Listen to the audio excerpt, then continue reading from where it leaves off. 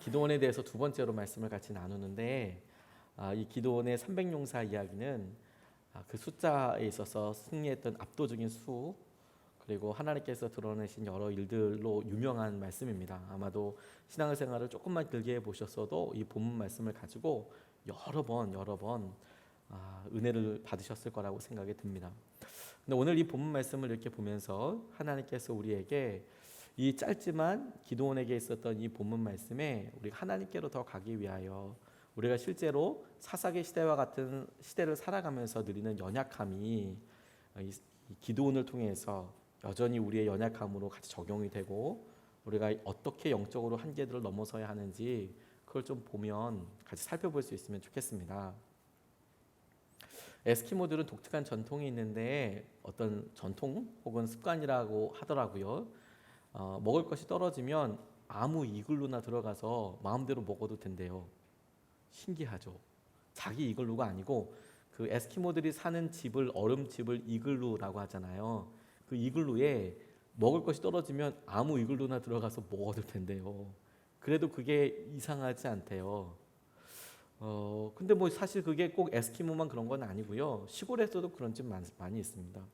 저희가 고사리에서 목회할 때 저희 집에 동네 뭐 할머니들, 뭐 집사님들 그냥 심심하면 들어오셨어요. 그래서 냉장고 한번 열어보고 가시고 뭐 있으면 그냥 거침없이 드시는 경우들도 있었어요. 뭐 별로 청소 이런 거 개념치 않아도 그냥 들어오시고, 본인들도 그렇게 하시니까, 그리고 뭐 본인들이 이렇게 있는 거 가서 이렇게 하는, 쉽게 들어가고 이런 것들에 대해서 오히려 뭐 들어오라고, 시골 인심이랄까, 굳이 뭐 니 거 내 거 가리지 않고, 거기다 시종 마을이고 그러다 보니까 다 형제 자매들이거든요. 그래서 그 중에 하나 끼어 있는 저희 가정을 정말 가족처럼 받아주셨어요. 그런데 이렇게 받아주신 건 참 좋았는데, 그런 가족 같은 마음으로 저희 집에 함부로 들어오시는 것은 참 가끔가다 깜짝깜짝 놀랄 때도 있죠.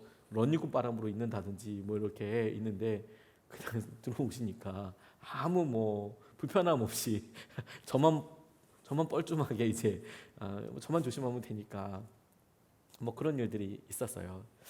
우리가 문화만 조금 다르고 지역만 조금 달라도 생각하는 방식이나 어떤 일을 받아들이는 한계들이 분명히 다르지 않습니까? 문제를 바라볼 때에도 그 일의 해답이라고 생각하는 것도 계속 다를 거예요. 이게 말씀을 계속 우리가 묵상할 때 여러 번 계속 반복해서 질문하는 문제입니다. 하나님의 생각이 우리와 생각과 다르다. 근데 우리가 이것을 자꾸 놓쳐요. 하나님의 생각이 우리의 생각과 다르다. 하나님의 방법이 우리의 방법과 다르다. 이걸 계속 믿음으로 주입하듯이 계속 이야기해 드리는데도 우리가 힘들어하고 어려워하는 이유가 여전히 뭐냐면, 우리가 지금 고통스러워하고 어려워하는 이 일에 우리의 완전한 승리, 완전한 해결이라고 우리가 생각하는 것들과, 그게 이루어지는 방법과 하나님이 승리라고 생각하시는 것, 하나님께서 그것을 승리하도록 이끌어 가시는 과정이 다르다라는 거예요. 이걸 의식적으로 자꾸 고백할 필요가 있을 것 같아요. 하나님께는 하나님의 방법이 있다. 그게 우리의 방법이 아니다. 우리가 생각하는 과정대로 꼭 가지는 않는다. 그래서 우리가 생각하기에 하나님의 방법이 다르기 때문에, 우리가 생각하기에 이건 딱 실패하는 각인데, 이건 이렇게 가면 그대로 어려움이 더 깊어지겠는데, 헤어나올 수 있는 방법이 없겠는데, 요게 하나님께는 하나님의 방법이 있다라는 것을 못 믿는 사람들에게 일어나는 대표적인 일들이에요. 오늘 이 본문 말씀에서 우리에게 승리라는 포커스보다도 하나님이 어떤 방법을 준비하셨는지에 대해서 질문해 보는 이유가 거기에 있습니다. 하나님 생각이 우리와 생각이 다르고, 하나님께서 하시는 방법이 우리께 하는 방법과 다르다.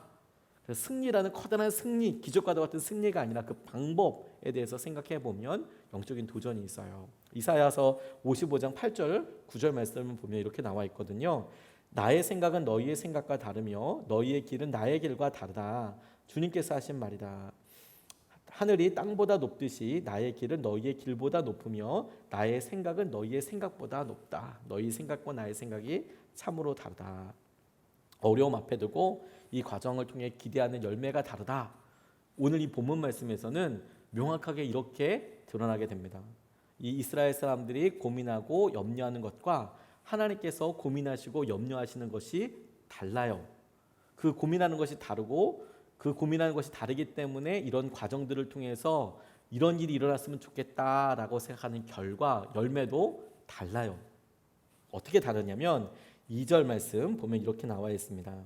주님께서 기드온에게 말씀하셨다. 내가 거느린 군대의 수가 너무 많다. 이대로는 내가 미디안 사람들을 내가 거느린 군대의 손에 넘겨주지 않겠다. 이스라엘 백성이 나를 제쳐놓고서 제가 힘이 세어서 이긴 줄 알고 스스로 자랑할까 염려된다라고 이야기하고 있습니다.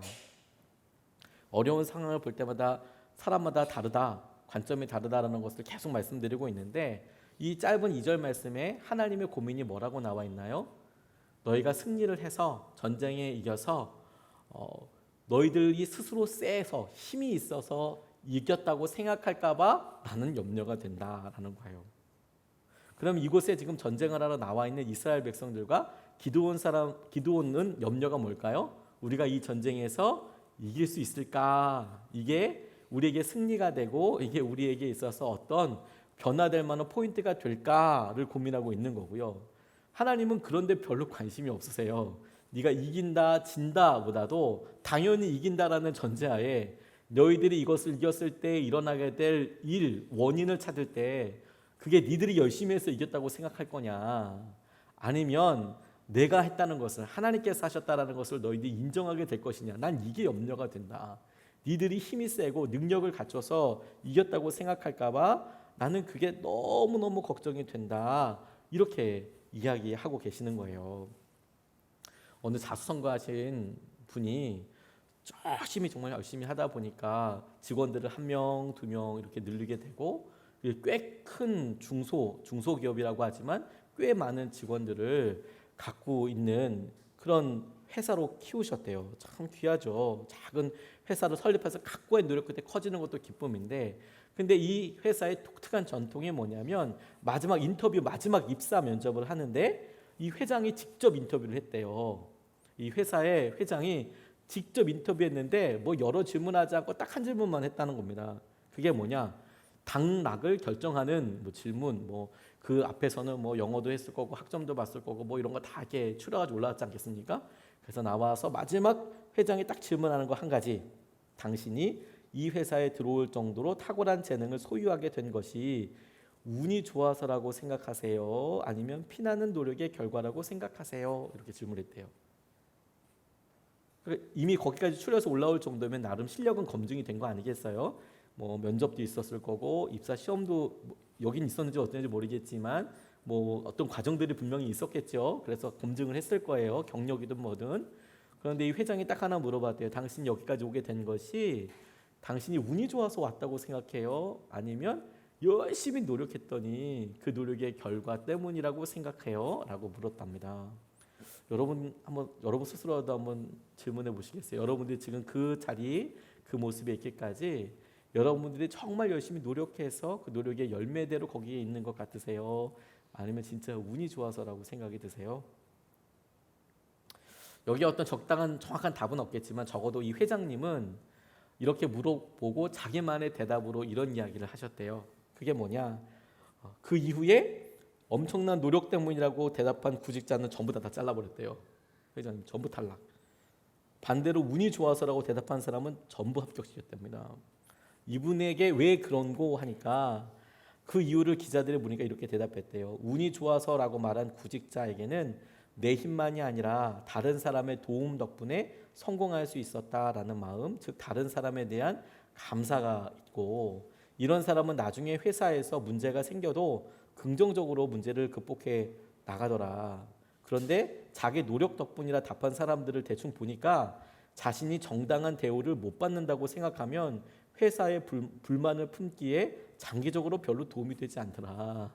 자기가 여러 사람 써보니까 자기 힘으로 여기까지 왔다라고 얘기하면 자기가 이렇게 열심히 했는데 나 이 회사에서 인정 못 받아 그리고 불을 토하고, 장기적으로 보니까 그런 사람들이 너무너무 힘들더라. 실력이 똑같더라도 그런 차이가 있더라 라고 이야기를 하더라고요. 우리가 여러분 하나님께서 우리의 삶에 주신 여러 일들과 삶의 도전들이 분명히 있지 않습니까? 그런데 우리 스스로가 이 일에 대해서 우리가 실력이 없어, 능력이 없어, 계속 이런 것들로 좌절하고 거기에 계속 매여 있어요. 돈이 없기 때문에, 체력이 없기 때문에, 우리에게 좋은 백이 없기 때문에, 이런 줄이 없기 때문에 우리가 어렵고 힘들다라는 생각 안에 갇혀 있어요.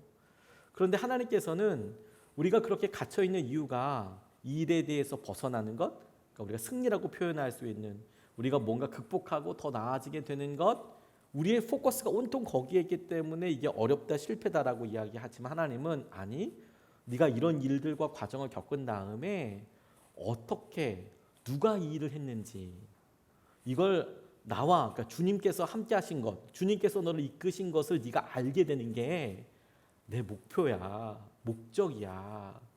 그걸 알려주는 게 너무너무 중요해 라는 거예요.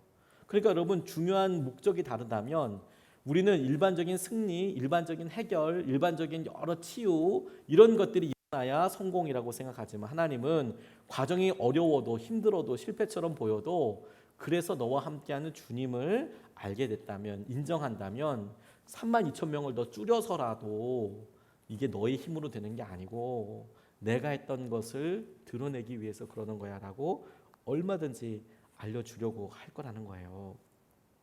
찰스 콜슨이라는 분이 워터게이트 사건으로 옥고를 치르게 됐습니다. 이분이 주님을 만나기 전에는 정말 엄청난 음모가였대요. 닉슨이라는 미국의 대통령을 이 대통령으로 만들기 위해서 아무튼 갖은 모략과 술수와 음모를 뒤에서 막 꾸몄답니다. 막 상대방에 대해서 비난하기도 하고 그런 것을 만드는 아주 굉장히 중요한 참모였대요. 선거 참모. 이거 실제로 이 닉슨 정부에 있어서도 실세였대요. 실세. 그래서 이 사람이 전화하면 제트기가 막 날아다닐 정도로 뭐 전쟁을 막 일으킬 정도까지는 아니어도 군대를 움직일 수 있을 만큼의 미국 아주 초핵심에 들어있다가 워터게이트 사건이라고 선거구를 조작하는 그런 과 관련돼서 도청을 해요, 이 사람이. 그래서 잡혀 들어가게 됩니다. 잡혀 들어가서 자기는 안 걸릴 줄 알았대요. 이 찰스 콜슨에서 공부도 진짜 많이 했거든요. 학교도 미국에서 뭐 거의 탑이라는 학교를 나오고 친구들도 다 그런 정계, 재계에 엄청난 친구들이 많이 있잖아요. 한 끝바라는 분들 다 있는데 안 걸릴 줄 알았대요. 근데 청문회 하면서 다 걸렸어요. 그래서 교도소 바닥에서 이렇게 잡혀 있다가 읽을 게 없으니까 성경 읽다가 하나님 만나게 된 사람이었거든요. 근데 이분이 주님을 만나고 나서 이렇게 고백해요. 하나님은 이전에 내가 누렸던 성공, 성취, 학위, 상, 명예 등을 통해 일하지 않으신다. 하나님이 내 인생에서 사용하시는 것은 이런 것이 아니다. 그분이 많은 사람들의 삶을 변화시키기 위해 내 인생에서 사용하시는 것은 바로 내가 감옥에 갔다 온 전과자라는 사실이다. 그것은 바로 내 인생의 유일한 엄청난 실패다. 소망을 발견하기 위한 열쇠 중 하나는 자신이 지나온 인생을 아는 것이다. 저는 여기 하나 더해서 자신이 지나온 인생을 누구와 함께, 누구 손에 잡혀서 누구의 인도하심 따라서 갔는지를 알게 되는 거예요. 결국에 하나님 손에 있었다라는 것을 알게 되는 것이 하나님께서 원하시는 진짜 목표이고 중심이라는 거예요. 여러분, 그렇다면 여러분, 우리가 우리 삶에 우리를 힘들게 하고 우리를 화나게 하는 일들에 대해서 다시 한번 다른 질문을 해봐야 되지 않을까요? 어떻게 하면 해결이 될까가 아니라, 그럼 하나님의 뜻대로 내가 이 일에 하나님께서 함께하고 계시고 이 과정들을 통해서 하나님이 드러나실 것에 대한 믿음이 있는가? 이런 질문을 할 수밖에 없는 것이죠. 그리고 이렇게 이 본문 말씀을 바라보면 우리가 그렇습니다. 하나님, 우리가 성공이 아니라 드러나는 어떤 해결이 아니라 주님께서 이 일을 일하고 계셨고 하셨음을 드러내기를 원합니다. 깨닫기를 원합니다. 내가 그렇게 훈련되기 원합니다 라고 고백했을 때 느끼게 되는 제일 첫 번째, 제일 커다란 장애물에 대해서 이 본문이 명확하게 이야기하고 있어요. 우리가 그렇습니다. 저는 성공 필요 없고요. 저는 주님이 하시는 일만 드러나기를 원해요. 이렇게 결단하잖아요. 그러면 제일 먼저 드러나는 제일 커다란 우리 마음에, 이때까지는 뭐 별로 커다란 문제처럼 안 보였는데 아주 심각한 문제요, 장벽처럼 보이는 커다란 질문 한 가지가 뻥 다가와요. 3절 말씀입니다. 그러니 너는 이제라도 그들에게 말하여 두려워서 떨리는 사람은 누구든지 길르앗산을 떠나서 돌아가게 하여라. 기드온이 두려워서 떠는 자를 돌아가게 하니 그들 가운데서 22,000명이 돌아가고 10,000명이 남았다. 이렇게 나와 있습니다. 하나님께서 기드온에게 이야기할 때 두려워서 떠는 사람 돌려보내라 라고 이야기했어요. 기드온도 돌아가고 싶지 않았을까라는 생각이 들었습니다. 기드온도 돌아가고 싶지 않았을까? 그래서 떠나간 사람들 보니까 절반 이상이 아니라 거의 3분의 2가 돌아갔어요. 3분의 2 이상이 돌아갔어요. 3만 2천 명 있다가 1만 명 남았으니까 3분의 2 이상이 도망간 거죠. 그냥 집에 갔어요. 진짜 마음을 솔직하게 인정했죠. 나 두려워. 나 이거 싸움하기 싫다. 여기서 죽는 거 별로 좋은 의미 있는 죽음이라고 생각하지 않아. 도망가. 뭐 나 두려워. 그리고 두려운 사람 가라니까 설마 그렇게 갈까 싶었지만 진짜 다 가버렸어요. 다 떠나버렸습니다. 다 떠나버렸습니다. 전쟁을 치르려고 하는데요. 승리를 목표로 해서 이 싸움에 무조건 승리를 목표로 한다면 당시의 전쟁은 무조건 쪽수를 많이 모으는 것이 해답이었어요. 무조건 사람을 많이 모으고 봐야 했습니다. 그런데 그게 아니라 하나님께서 너희들이 힘세서 이겼다고 생각할까 봐 걱정된다. 쫓아보내라. 그랬을 때 사람들이 10,000명으로 확 죽잖아요. 그러면 그 순간에 드러나는 제일 커다란 마음의 핵심이 뭐냐면 두려움이에요. 두렵습니다. 주님 뜻대로 살려고 하면 두려워요. 어려워요. 힘들어요. 그게 우리가 주님 길을 따라가는 데 있어서 정말 중요한 핵심적인 사단이 노리고 있는 것과 함께 우리가 아주 집중해야 될 것이에요. 우리가 무엇에 두려워하고 있는지요. 저는 두려움에 대해서 참 많은 다루심을 받았어요. 개척할 때도 두려움에 대해서 도움을 많이 도전을 많이 받았고요. 어떤 임지에 대해서 하나님께서 제게 말씀하실 때 이것이 주님께서 내게 말씀하시는 곳일까? 라고 이렇게 순종하게 될 때 거의 대부분 직면하게 됐던 문제들이 다 두려움이더라고요. 두려움. 그리고 두려움이라는 게 평소 때는 별로 티가 잘 나지 않은데요. 내가 그렇게 순종하게 되면 앞으로 내 진로는 어떻게 되지? 앞으로 생활은 어떻게 해야 되지? 자녀들은 어떻게 키우고 가정은 어떻게 꾸려야 하지? 이런 일들 아주 가운데 중심에 두려움이 있다는 것을 많이 경험했어요. 목회를 하면서도 내가 주님 뜻대로 살아야지 하면 문제가 아니더라도 여러분 그런 마음을 갖자마자 그래 많은 사람들이 알아주지 않아도 내 길을 묵묵하게 가면 돼. 그러면 두려움이 없을 것 같죠? 아니요. 그러면 어떤 두려움이 있냐면요. 내가 잊혀지는 거 아니야? 나 이대로 그냥 끝나는 거 아니야? 내가 이걸 하기 위해서 온 거야? 그게 두려워요. 그게 엄청 두려울 때가 있어요. 내가 주님 뜻대로 그래 주님께서 하신 대로 따라갈 거야 라고 이야기할 때 세상에서 나 바보 되는 거 아니야? 나 이렇게 있다가 나만 혼자 낙동강 오리알처럼 나 왕따 당하는 거 아니야? 나 이렇게 하다가 나만 혼자 이거 빠져야 될 때 못 빠져가지고 완전히 지금 완전 오리알 되는 거 아니야? 이거 지금 이거 회사 이거 망하는 거 아니야? 그런 일이 실제 일어나고 안 일어나는 거와 상관없이 덜컥 두려움이 와요. 덜컥 두려움이 와요. 그게 얼마나 사람을 힘들게 하는 줄 아세요? 그런데 그게 다루심이라니까요. 우리가 하나님의 뜻대로 하나님께서 하시는 일에 대해서 포커스를 맞춰서 살 거야. 그러면 사단은 거의 대부분 두려움을 덜컥 잡아 넘어갑니다.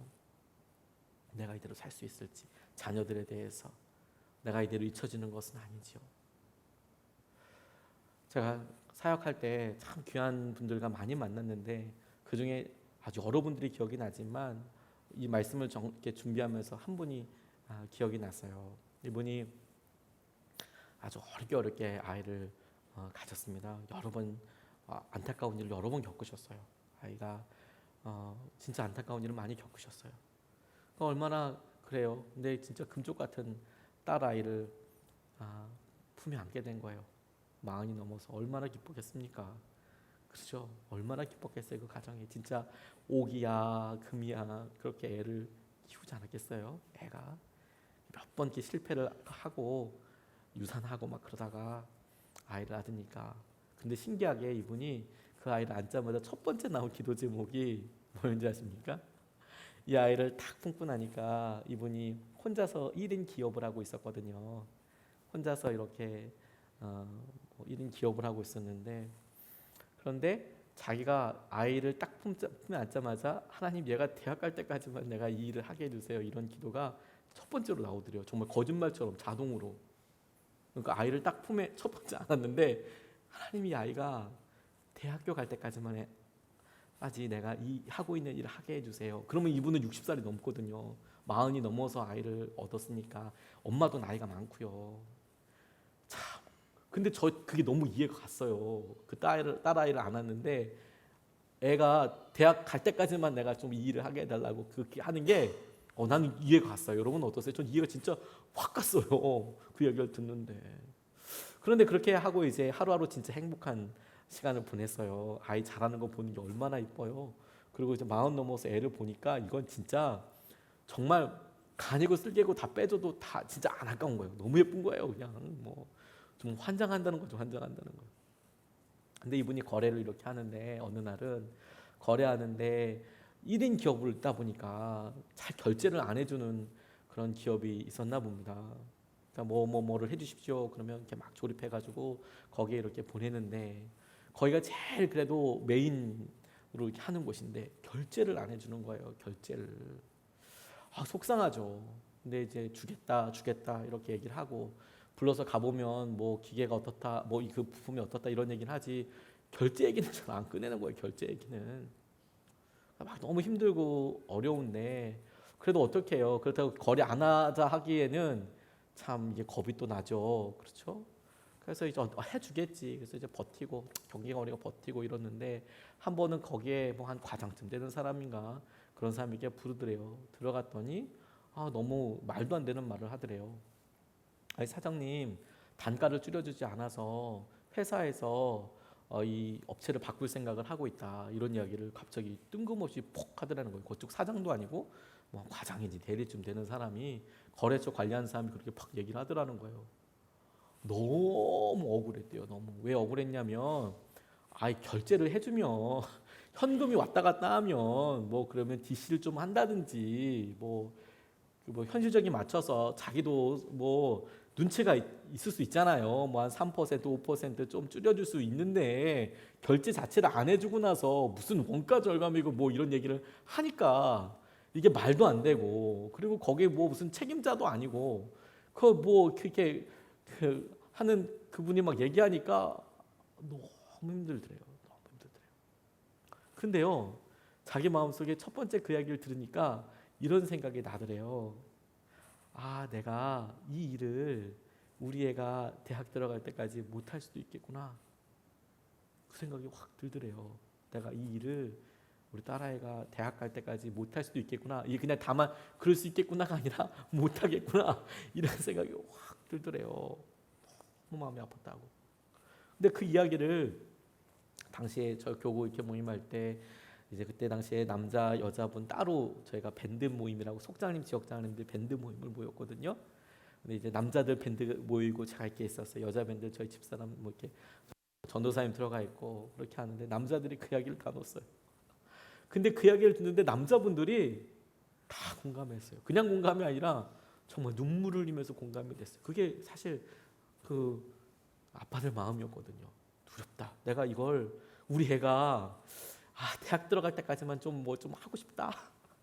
뭐 욕심이 아니라 나 80까지 뭐 70까지 이런 거 원치 않고 애들에게도 알바라도 할 수 있을 정도까지만 아빠가 좀 버텨줬으면 좋겠다. 이런 생각을 사실 저를 포함해서 다들 하고 있었나 봐요. 그러니까 이분이 그걸 기도 제목 탁 나누는데 남자 형제들이 다 같이 울면서 기도했어요. 그냥 자기 마음, 자기 심정이 자기 안에 있는 두려움과 마주했어요. 이걸 웃으면서 할 얘기가 아닌데요. 진짜 자기 안에 있는 두려움과 진짜 마주했어요. 이게 가능할까? 하나님 정말 이걸 살려주십시오. 하나님 이 가정을 정말 붙잡아 주십시오.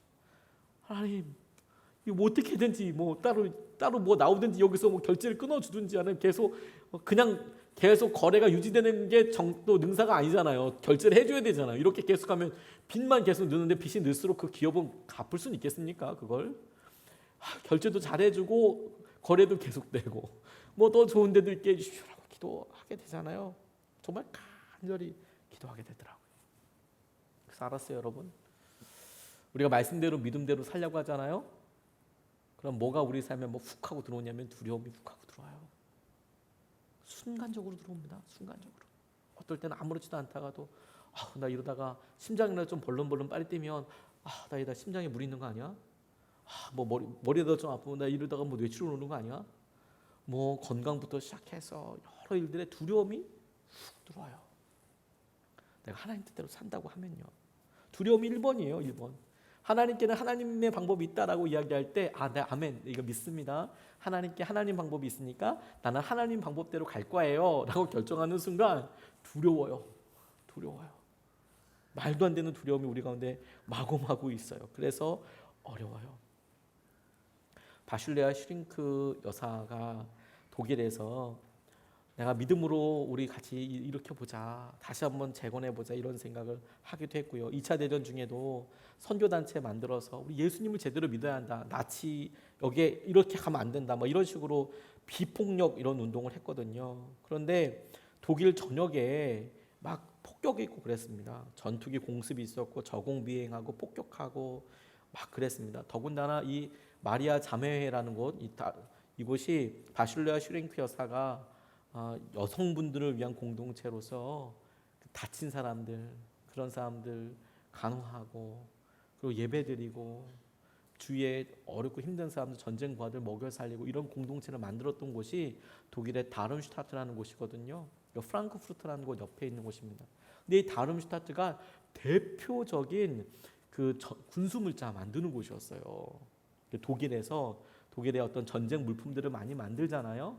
그 군수물자를 만드는 대표적인 공장이 다름슈타트에 많았어요. 근데 그 다름슈타트에 그 마리아 자매가 있었어요. 막 폭격이 막 엄청 막 떨어지고 그러는데 그때마다 너무 두렵다는 거예요. 예수님, 당신을 위한 것입니다. 제가 수많은 위협을 무릅쓰고 이 사역을 하는 이유는 바로 주님을 위해서입니다. 계속 그렇게 기도했대요. 주님 때문입니다. 내가 많은 이런 수많은 위험을 무릅쓰고 이 사역을 하는 이유는 주님 때문입니다. 나 자신을 하나님의 인도하심에 맡겼을 때 그분께서 가까이 계신 것을 느낄 수 있었고 모든 공포와 두려움이 사라지게 되더라.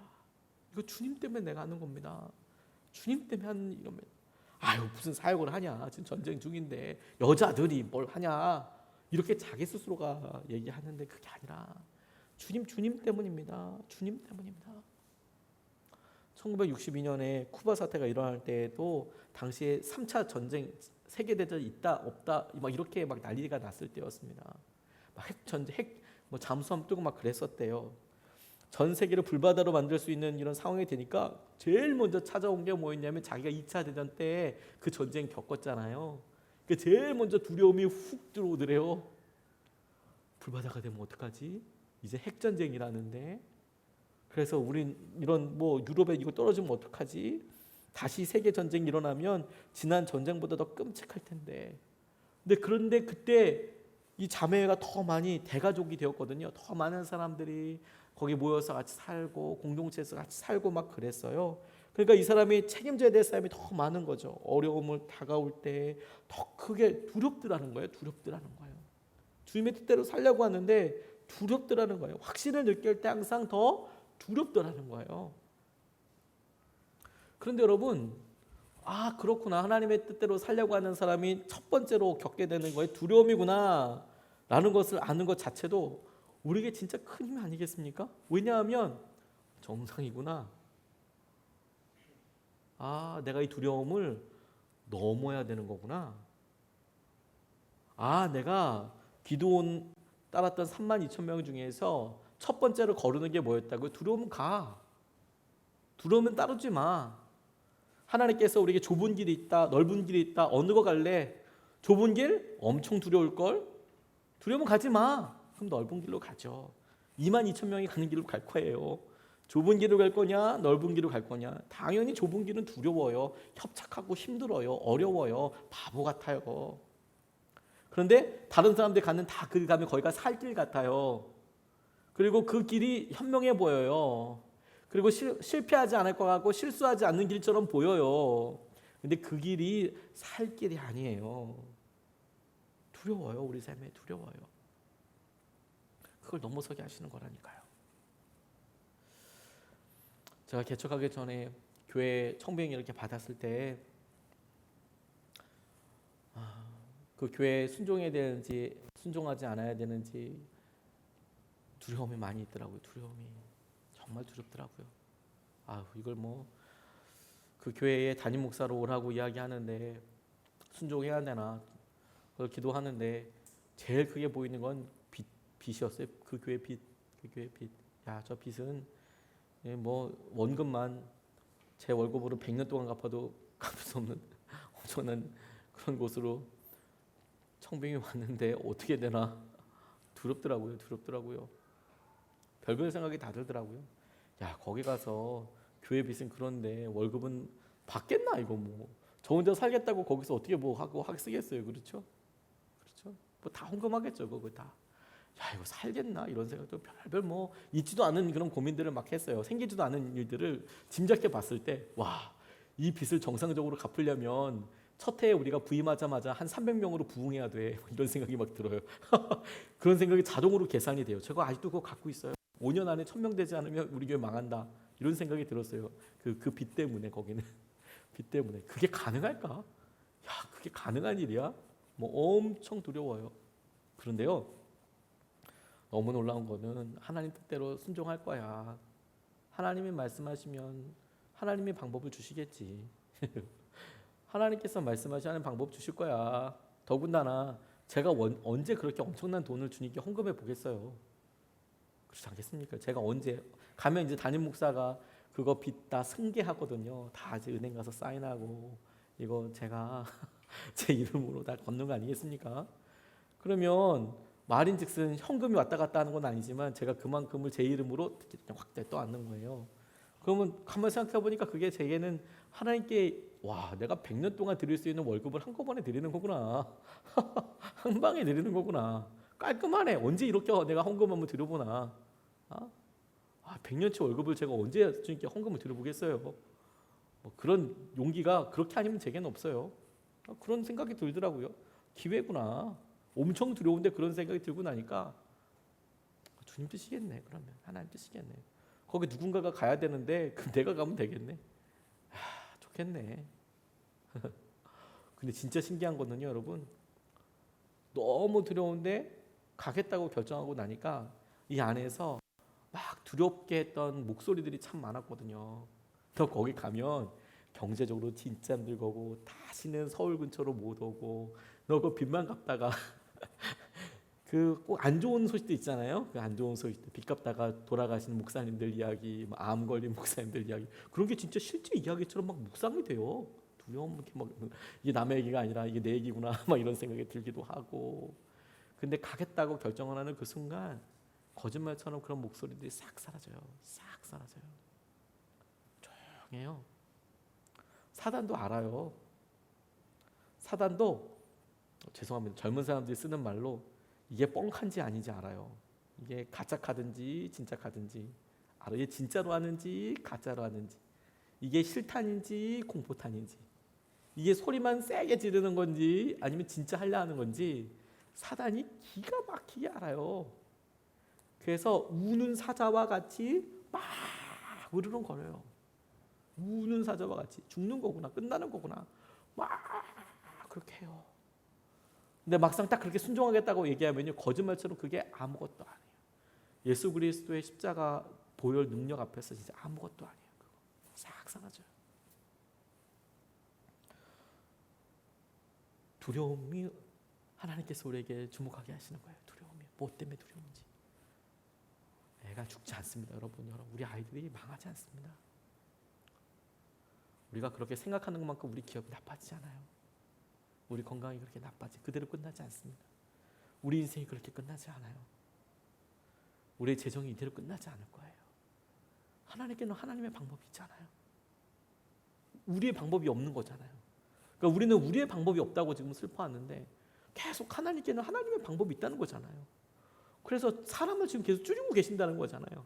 그 말을 우리 마음에, 우리 삶에, 우리의 재정에 그대로 도입해 보면 하나님 이만큼도 우리 삶이 진짜 살기가 힘든데 그걸 더 줄이고 더 줄이고 더 줄여서 어떻게 하려고 그래요? 지금 로또가 더블로 뭐 매월마다 터져도 지금 될까 말까 하는데 이게 지금 계속 다운사이즈로 가면 어떡해요? 근데 하나님께는 하나님의 방법이 있다니까요. 오늘 본문에서 그 두려움을 넘어서도록 하나님께서 하시고 그 두려움을 넘어서서 기드온과 이스라엘 백성에 뭐가 남았나 이걸 같이 집중해 보고 싶어요. 4절 말씀을 보면 이렇게 나와 있어요. 주님께서 또 기드온에게 말씀하셨다. 군인이 아직도 많다. 아이고야, 아직도 많다. 그들을 물가로 데리고 내려가거라. 내가 너를 도와 거기에서 그들을 시험하여 보겠다. 내가 너에게 이 사람이 너와 함께 나갈 사람이라 일러주면 너는 그 사람을 데리고 가거라. 내가 또 너에게 이 사람은 너와 함께 가지 못할 사람이라고 일러주면 너는 그 사람은 데리고 가지 말아라. 이렇게 이야기하고 있어요. 제가 이 말씀을 먼저 읽은 이유가 뭐냐면 하나님께서 이런 두려움을 넘어서게 하실 때에 이 두려움을 넘어설 때 사람 수가 줄는 것, 전쟁이라는 상황 때문에 우리가 필요하다고 생각하는 조건이 없기 때문에 안 된다, 두렵다라고 이야기했잖아요. 근데 하나님께서 이 기드온에게 이스라엘 백성들에게 도전하시는 것이 뭐냐면 내가 이 사람 같이 간다 그럼 가고 이 사람은 같이 안 간다 그럼 안 간다는 거예요. 이걸 조금 더 쉽게 이야기해 보면 하나님께서 함께할 사람을 정하셨다라는 거예요. 그러니까 하나님이 이 사람은 너랑 함께할 거야 하면 나는 이해가 안 돼요. 얘는 이상한 애예요. 얘는 밥도 많이 먹어요. 혹은 얘는 도망가래요. 예전엔 도망도 갔었던 것 같아요. 혹은 별별 생각이 다 들 수 있잖아요. 근데 주님은 얘가 너랑 함께 할게고 하래고 얘는 아니야. 그래서 하나님께서 함께 하라고 이야기하신 사람과 참 나 혼자 가서 싸워도 이길까 말까 한데 팀워크가 맞는 사람과 가도 갈까 말까인데 이 사람이랑 붙어가지고 같이 가라고 이야기하면 참 진짜 마음도 어렵고 쉽지 않잖아요. 근데 우리가 생각할 때 도저히 납득이 안 되고 이해가 안 가고 야 전쟁에 팀워크마저 이 군대에 군기마저 없으면 어쩔까 싶은데 그것 딱 건드리셔서 내가 함께하는 그 사람과 함께하게 될 거고 그렇지 않은 사람은 데리고 가지 말아야 한다. 그렇게 이야기하시는 거예요. 지도자에게는 싸움에 꼭 필요하다고 생각하는 인원수를 딱딱 건드리고요. 사람들에게는 습관을 딱딱 점검하셨어요. 그리고 5절 6절에 그렇게 하나님께서 딱딱 건드린 내가 이렇게 선택할 거야. 이 사람은 안 갈 거야. 그러면 좀 어떤 우리가 생각할 때 좀 납득이 갈 만한 예를 들어서 한 사람마다 하나님께서 뭐 손이 하나씩 나온다면 이렇게 이 사람 얘는 아니고 얘도 아니고 얘도 아니고 이렇게 막 만약에 찍어서 막 도장을 막 찍어줬다면 확신이 있잖아요. 아, 이 사람 나랑 같이 가는 거구나. 이 사람 분명히 나랑 함께하는 사람이야. 혹은 막 주님의 영이 임해서 막 방언이 터졌다든지 그 모세 시대 때 막 그 72명의 사람들에게 막 방언이 막 장로들한테 방언이 터지고 막 그런 때가 있었거든요. 그런 것처럼 성령이 막 임한다든지 그러면 확실히 하나님께서 함께 하실 사람이야. 하나님께서 당신의 사람이라고 선택하신 조건을 보니까 5절 6절에 기드온이 군대를 물가로 데리고 내려가니 주님께서 기드온에게 이렇게 일러주셨다. 개가 핥는 것처럼 혀로 물을 핥는 사람과 무릎을 꿇고 물을 마시는 사람을 모두 구별하여 세워라. 손으로 물을 움켜 입에 대고 핥는 사람의 수가 300명이었고 그 밖의 백성들은 다 무릎을 꿇고 물을 마셨다. 이렇게 나와 있어요. 저 이 말씀 가지고 참 되게 많이 책들 찾아봤어요. 일단 주석서들을 찾아봤습니다. 이게 도대체 어떻게 물을 먹는 건가? 그러니까 지금 물을 마신다라고 이야기할 때 주석서들이 생각하는 게 조금씩 달라요. 어떻게 나와 있냐면 설교가 똑같은 본문에 대해서 전혀 반대되는 이야기를 막 하고 있는 설교들이 반반씩이에요. 뭐 어떠냐면 개처럼 핥아 먹는 것을 뭐 신중한 사람, 무릎을 꿇고 먹는 사람은 뭐 그렇지 않은 사람, 또 그걸 또 거꾸로 이야기하는 사람들도 있더라고요. 참 이럴 때가 설교를 준비하는 사람에게 있어서는 참 되게 고민되죠. 학자들이랑 목사들이 각각 다른 말을 똑같은 본문을 가지고 해석을 달리하는데, 근데 저 이 말씀을 이해해 볼 때 그냥 그대로 머릿속에 한번 떠올려 봤어요. 물을 어떻게 먹어볼까? 등산하시다 보면 여러분 약수물 먹을 수 있잖아요. 약수물보다도 흘러가는 맑은 물도 있지 않습니까? 근데 꼭 마시지 않더라도 세수라도 한다고 생각해 보세요. 사람의 신체 중에서 어디가 제일 무거울까요? 머리가 제일 무거워요. 그래서 고개를 숙이면 무게중심이 앞으로 확 쏠리게 되어 있거든요. 머리가 나쁜 사람도 머리가 돌이기 때문에 더 무겁겠죠. 확 쓰러지게 될 거예요. 머리가 쓰러지면 무게중심이 막 넘어가요. 그러면 물은 보통 지면보다 낮게 흐르지 않겠습니까? 너무나 당연히 물은 항상 지면 밑에 흐르게 되어 있어요. 물이 이렇게 올라갈 수는 없잖아요. 뭐 쓰나미도 아니고, 그렇죠? 그러니까 거기서 물을 먹으려고 하면 두 가지 형태밖에 없겠더라고요. 하나, 그 앞에서 진짜 쪼그리고 앉아가지고 이렇게 먹든지 무릎 꿇고 먹든지 아니면 완전히 엎드려가지고 엎어져서 먹든지 그렇게 생각을 해보고 제가 사진들 좀 찾아보게 됐어요. 하룻샘이라는 곳이 어떻게 생겼는지 그 사진을 이렇게 준비해봤는데 그 꼭 샘처럼 생겼더라고요. 저렇게 생겼어요. 저게 3,000년 전에는 저 옆에 돌들이 다 있었는지 모르겠지만 그냥 좀 물이 이렇게 흐르는 거 같은 거 같아요. 시냇물. 그러니까 지금 여기 있는 10,000명이 먹어본 거 아니에요. 그러니까 10,000명이 한꺼번에 혹은 줄을 지어서 먹을 정도면 적어도 약수물 같지는 않았을 거예요. 저 하룻샘이 저곳이었대요. 저곳에서 10,000명이라는 사람이 물을 먹어봤대요. 다음 거요. 그러면 지금 완전히 저렇게 엎드려서 먹는 수밖에 방법이 없어요. 물이 밑에 있잖아요. 그러니까 컵이나 혹은 뭐 다른 그 도구가 없으면 일단 엎어져서 일단 먹는다. 완전 엎어져가지고 이렇게 원산 폭격하듯이 저렇게 먹는다. 근데 저렇게 해도 이걸 이렇게 막 떠서 먹을 수밖에 방법이 없어요. 다음 장. 아니면 저렇게 무릎 꿇고 이렇게 완전히 밑에 뭐 조심조심하면서 이렇게 손을 깊이 내려가지고 이렇게 먹는 수밖에 방법이 없어요. 근데 정말 놀라운 것은 저 희한한 사진 찾았는데 저 맨 앞에 있는 사람은 누워서 옆으로 이렇게 먹더라고요. 성경에 안 나와 있는 방법으로 먹어보려고 하면 저 사람이 이렇게 고민했나 봐요. 저 사람이 이렇게 누워가지고 이렇게 옆으로 넘겼는데 저같이 허리가 안 좋은 사람은 도저히 가능한 자세는 아니겠어요. 근데 일반적으로 봤을 때 사람들이 남자든 여자든 저렇게 먹으려고 그러면 이렇게 턱이 있기 때문에 이렇게 무릎을 꿇어도 앞으로 이렇게 찝고 깊이 숙여서 이렇게 손으로 이렇게 먹든지 컵이면 컵도 이렇게 하든지 아니면 처음에 봤듯이 아싸리 그냥 확 엎어져가지고 저 가슴으로 칠 때 그래야지 물에 안 빠지겠죠. 물론 물에 뛰어들어가서 먹는 그런 아주 이상한 사람도 성경에는 안 나와 있지만 있을 수 있었겠지만 그래도 사람이 많으니까 양심이 있지 않았겠습니까? 흙탕물 만들지 않았으니까 그렇게 먹었을 거라는 거예요. 딱 두 가지 모습밖에 없겠더라고요. 그렇죠? 자, 그런데 여러분 싸우는 사람, 전쟁인 사람 이렇게 보면 엎어져서 이렇게 막 목이 많이 말랐나 봐요. 많이 빨리 마실 수 있겠죠. 가까우니까 물이랑. 거기에 무릎을 꿇고 이렇게 찍어서 먹는 사람들은 별로 빨리 먹을 수는 없었을 것 같아요. 뭐 원어로도 히브리어도 읽어보고 5절, 6절, 7절 말씀을 곰곰이 읽어보니까 이렇게 개처럼 핥아 먹었다라는 것이 아마도 엎어져서 먹었다라는 뜻인 것 같아요. 근데 6절에는 개처럼 이렇게 핥아 먹었다라고 얘기하면서 손으로 이렇게 핥아 먹었다 하니까 조금 혼란스럽긴 하지만 저 그림을 보니까 이해가 됐어요. 아, 엎어졌어도 물을 이렇게 먹을 수밖에 없었겠다. 다른 무리들은 무릎을 꿇고 거기서 이렇게 먹었다. 그러니까 그렇게 앉아서 먹는 사람들 조심성도 더 많고요. 하지만 반대로 나 옷 더러워지는 거 싫어. 그런데 여기 아예 엎드리고 있는 사람보다 그런 거 신경 안 써. 일단 먹고 볼 거야. 옷은 뭐 갈아입으면 되지 뭐. 그렇죠? 옷이 일단은 뭐 저 같은 사람은 아마 옷 이렇게 별로 이렇게 구겨지고 이런 거 좋아하지 않으니까 아마 서서 먹는다고 그럴 수도 있었을 것 같아요. 뭐 방법은 없겠지만 뭐 이렇게 최소한 이렇게 앉으려고 했겠죠. 근데 완전히 엎어서 먹는 사람들이 있었을 거라는 거예요. 두 가지 모습이 있었겠죠. 그런데 그러면 뭐가 더 뭐 전쟁에 합당한 사람이냐, 뭐가 더 하나님의 뜻에 맞는 사람이냐, 이것이 중요하지 않겠다는 생각이 들었어요. 그렇게 머리에 떠올려 보니까 아 저렇게 먹었겠구나. 이렇게 누워서 옆으로 먹는 이상한 사람 말고 그런 사람은 아마 저 사람밖에 없었을 거고 그게 중요하지 않았을 거예요. 하나님 보시기에는 적은 사람 누가 더 적냐 그거 보셨을 거예요. 왜냐 그 숫자가 많았다라고 이야기했으니까 줄이려고. 만약에 이렇게 먹는 사람이 더 적었으면 그러면 떠먹는 사람 이 사람 뽑았을 것 같아요. 300명이었으면 거꾸로 해도 마찬가지였을 거예요. 뭐든지 다 적은 사람 10,000명 나가면 그나마 더 많아서 니들이 이겼다고 얘기할 것 같아. 아주 뛰어난 리더십이 있어서 니들이 이겼다고 생각할 것 같아. 그래서 나 그 꼴을 못 보겠다.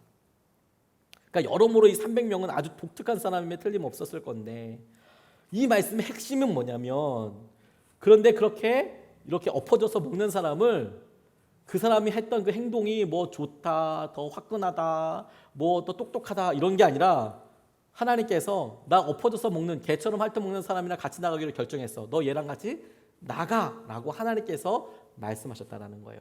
4절 5절에 말씀한 것처럼 내가 가라고 이야기한 사람과 네가 가고 내가 가지 말라는 사람과 가지 마. 이 전쟁은 그 사람이 네가 보기에 이해가 되든 안 가든 그 사람이 개처럼 이렇게 뭐 엎어져서 먹든 아니면 뭐 이렇게 뭐 앉아 무릎 꿇고 먹든 그게 너의 동의가 되든 안 되든 그게 중요한 결정이라고 혹은 기준이라고 생각하든 안 하든 하나님이 같이 가라고 하는 사람과 가고 그렇지 않은 사람과 네가 안 가면 돼.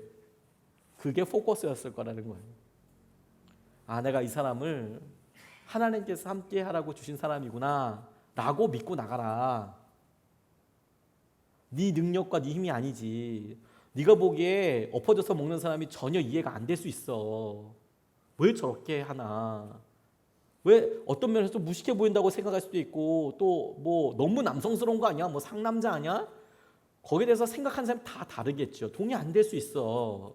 너는 또 그런 스타일이 아닐 수도 있어. 하지만 그 사람이랑 같이 나가라고. 그러면 적어도 네가 했다고 생각하지는 않을 거야. 하나님께서 이런 기가 막힌 조합을 만드셨고 이 조합을 통해서 하나님께서 이 사람들과 함께 하시는 것을 네가 보게 하고 누리게 될 거야.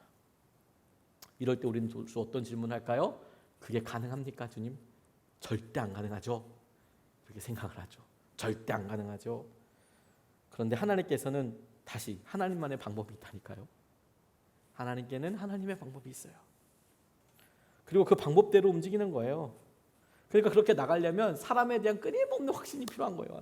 진짜 이 사람이랑 우리가 지금 전쟁 바로 나가기 전이잖아요. 하나님께서 300명을 주셨는데 이 300명 굳이 300명이 아니라도 우리 부부 사이 2명이라고만 생각해 보세요. 이 사람을 나한테 붙여주신 거예요. 세상에. 혹은 직장에서 요 서너 명의 팀을 붙여주신 거예요. 아주 뭐 그냥 정말 특공대같이 뛰어난 사람을 붙여줘도 시원찮을 판에 막 지각하고 막 그냥 말 함부로 하고 막 싸우고 들어오고 막 우와 넌 왜 물을 그렇게 떠먹니? 그렇게 이야기할 만큼 그러죠. 뭐 그런데 그런 거 상관없이 그 사람이랑 내가 너 싸우라는 거야. 같이 가라는 거야. 그걸 확신하고 그 팀을 이루어. 그래서 이길 수 있어. 그 사람 때문에 더 두려운 걸 하나님만 모르신 것 같아요. 차라리 이 사람 없이 내가 하면 더 잘할 것 같은데 하나님 그 사람을 또 굳이 엮어서 그렇게 가시는 거예요. 뭐 아싸래 그렇게 있어가지고 완전 이길 수 있을 만큼의 어떤 숫자가 되든지 그것도 아니고 원래 없는데 있으면 더 힘들 만한 사람을 막 다 묶어놓고 와 전쟁을 어떻게 하란 말이에요. 이렇게 하나님께서 하신다는 거죠. 근데 여러분 이런 상황에서 우리에게 나오는 게 뭐냐면 사람을 믿을 수밖에 없어요. 그 사람을 믿는 게 아니고요. 하나님께서 이 사람을 보내셨구나. 하나님께서 이 사람 통해서 뭔가 하실 거야. 그걸 믿을 수밖에 없어요. 다른 고민을 할 수가 없어요. 그리고 여러분 우리가 믿음을 가지고 항상 하는 행동이 그게 핵심이에요. 우리가 사람을 함부로 판단하고 전 안 돼. 저 사람은 어려워 힘들어 이렇게 하는 게 아니고요. 그 사람에 대해서 끊임없이 긍정적으로 믿음으로 믿어주는 거예요. 저 사람 될 거야. 우리 자녀들 우리에게 하듯이 우리가 자녀들에게 하듯이요. 우리 애들 될 거야. 근거? 몰라요. 될 거야. 뭐 근거가 무슨 뭐 과학적인 근거가 무슨 필요가 있겠어요. 될 거야. 우리 남편 우리 아내 잘 될 거야. 믿어 기도하지 뭐 어떻게 할 거야. 뭐 하나님이 붙여주셨는데 뭐 어떻게 이거 지금 승리해서 뭐 어떻게 할 거야. 이 사람의 물을 이렇게 마시든 뭐 거꾸로 마시든 뭐 커피 믹스를 마시든 뭐 갈아 마시든 그걸 어떻게 알아요. 그걸 내가 선택하지는 않았으니까 하나님이 선택해 주셨으니까 내가 그 사람이랑 같이 갈 거야.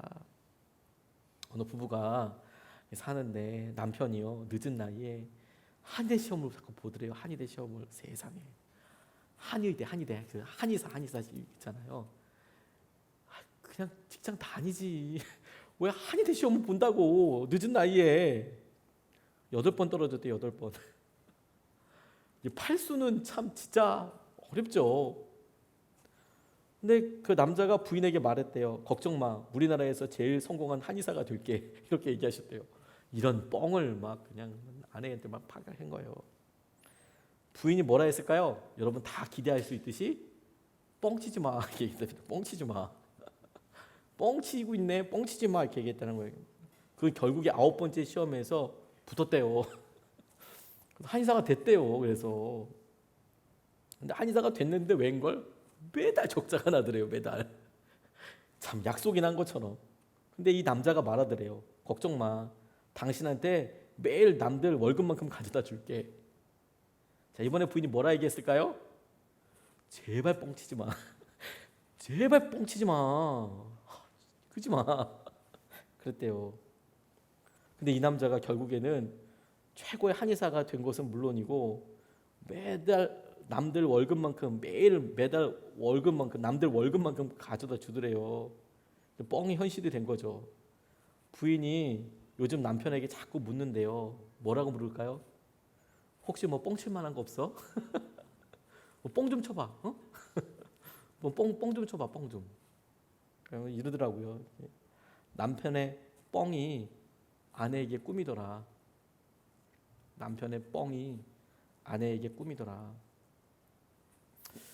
사실 하나님께서 말씀하신 것에 대해서 우리가 느껴지는 느낌을 진짜 한 단어로, 그러니까 우리가 하나님께서 주신 약속을 우리가 그냥 처음에 딱 봤을 때 드는 그 생각을 한 단어로 이야기하라 그러면 뻥 아니야? 이런 생각이 드는 게 사실 제 믿음의 수준이에요. 사실 하나님 거의 약속해 주는 게 거의 뻥 수준에 막 100살 막 할머니한테 할아버지한테 막 애 낳는다고 얘기하고 뭐 민족을 주시겠다고 막 얘기하고, 아유 나는 그렇게 필요 없는데 뭐 아무튼 뭐 엄청 뭐 축복하신다고 막 쓰잖아요.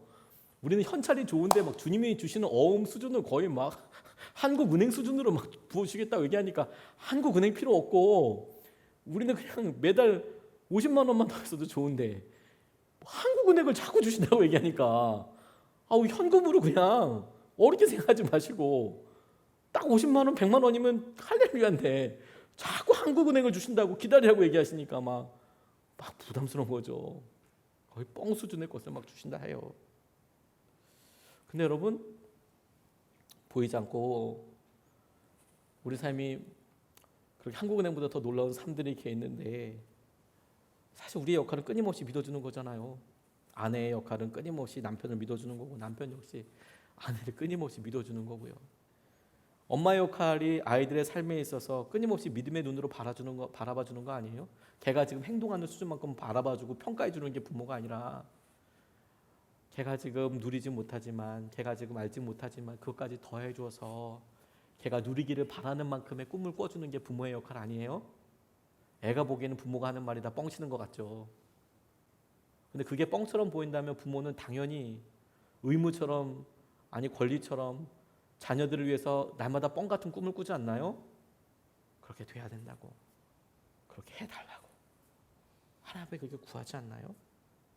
사회를 주님의 눈으로 바라봐요.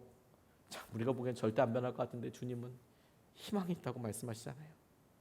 여전히 하나님께서 함께 하신다고, 여전히 그 사람들 중에서 하나님께서 일하시겠다고, 만지시겠다고. 이런 뻥처럼 보이는 일이 어디 있어요? 근데 주님께서 그게 믿음이라고 말씀하시는 거예요. 우리가 그렇게 믿을 수 있는 이유는 하나님께는 하나님의 방법이 있다는 사실을 믿기 때문이에요.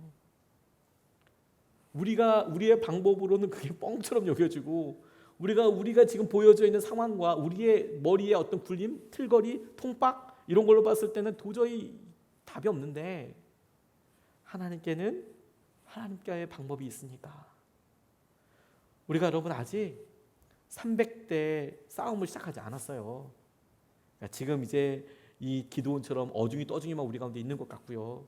하나님이 같이 해놨다고 이렇게 사람 보니까 이거 하나 될 것 같지도 않고 이거 지금 뭐 아무튼 물 먹는 스타일까지도 마음에 안 드는 사람이 우리 옆에 있는데 그래도 하나님은 지금 이 일을 통해서 우리에게 승리를 요구하시는 것이 아니라 하나님께서 함께 하시는 것을 보여주시겠대요. 그래서 그 일을 위해서 이 일을 역전시켜 주시고 은혜를 더하여 주실 거래요. 근데 우리가 보이는 이 믿음이, 그대로 믿는 믿음이 설사 우리가 보기에도 뻥처럼 보이더라도 그것을 믿는 것이 믿음이고 능력이에요. 왜냐하면 하나님이 그렇게 일하실 거거든요. 그러니까 여러분 오늘 기도할 때 울 필요 없어요. 믿음으로 구하세요. 하나님 앞에 자꾸 제가 뻥뻥해서 이상하긴 하지만 믿음의 수준만큼 구하세요. 하나님께 하나님의 방법이 있음을, 그리고 하나님이 하나님이심을 인정하시고 기도하세요. 하나님께서 그걸 붙잡아 주시고 이끌어 주실 거거든요. 저번 찬양하고 같이 기도하고 싶습니다. 아무것도 두려워 말라. 우리 두려움 참 많고요, 어려워요. 근데 아무것도 두려워할 필요 없습니다. 주님이 우리와 함께 하시거든요. 그 주님을 붙잡고 우리 같이 살자고요. 아무것도 두려워 말라.